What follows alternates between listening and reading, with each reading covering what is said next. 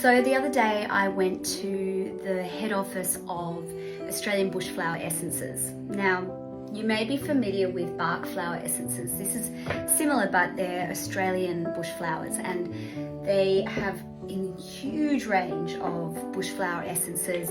They've also got skincare, space clearing mists and the like. I actually met with the founder, Ian White, who is a 5th generation herbalist, and we sat down and he actually did a private consult for me. And he asked me about how things have been going at home, and when you're a bit emotional and someone asks you how you are, and I just burst into tears. It was actually the perfect time to see him because he was able to prescribe me some bush flowers that would help with the confidescence. So this is to help with self-worth, feelings of self-worth.